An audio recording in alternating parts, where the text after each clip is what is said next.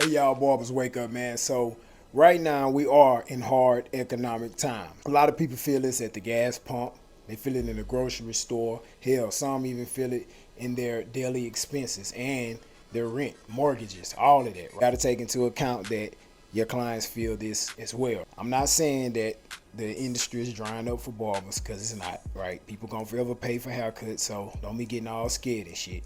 However, in these type of times, people tend to start cutting off the things that don't matter, right? And you don't want to be one of those things. As a barber, you got to make sure that you win during these times too, especially if you started building your career within the last year or two. So here's 5 ways that barbers can make money in these hard times. Number 1, be of value to your clients.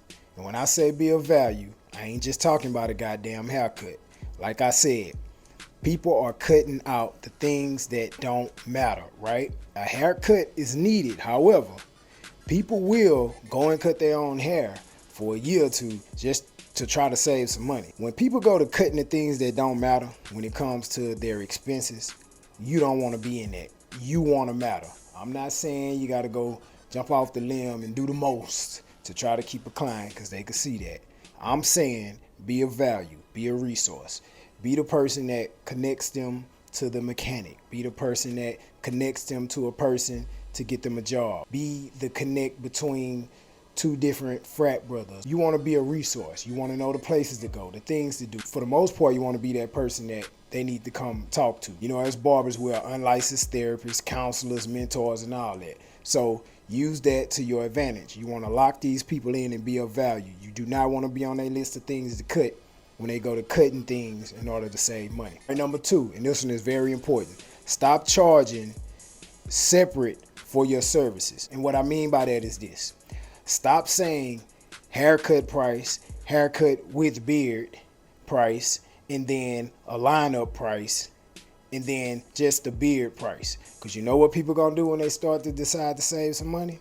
They gonna just come get the part that they think matter, and they're gonna go home and try to do the rest themselves, because you gave them a choice. You don't want to give them a choice. So if you're doing that, you need to go back to charging one price for everything, and a price that you cool with, and it's going to produce the income that you want to make. Because when you give people a choice, they're going to always take the cheaper option. So understand that. Number 3, if you building your clientele right now and you want to be sure that these people come back, you need to lock in their appointment before they leave your shop or suite. Me, myself personally, I got a whole lot of clients.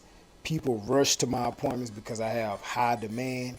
But if you're a new barber, or you're a barber that's not so sure that your people gonna come back, make sure that appointment is booked before they leave out that door, right? You need to ask people the frequency in which they get their haircuts, and you need to be booking that appointment for them before they leave out their suite or their shop. This is going to guarantee your return, and it's going to make your retention rate instantly raise, right? You're trying to lock in your bread. All right, number 4, start back taking kids. These days, I can't tell you how many people that came here like, oh man, it feels so good to find a barber that actually take kids, right?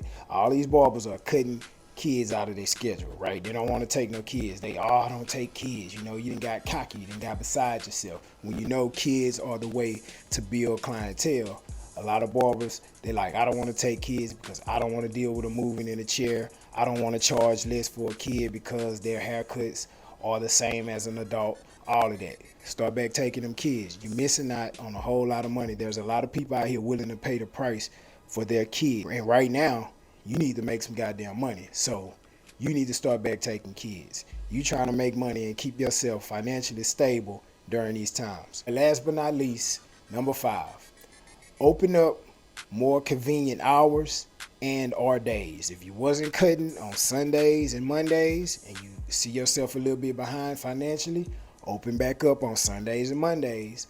Forget all that resting, forget all that family time. You trying to get the bills paid. And if you don't want to do that, you might want to start opening up some hours that you may not have been operating. If you used to close at 5, try to close at 7 or maybe 8, right? A lot of barbers got banking hours, right? A lot of people get off work and the barber's already closed. Or when they go to work in the morning, the barber is not even open yet, right?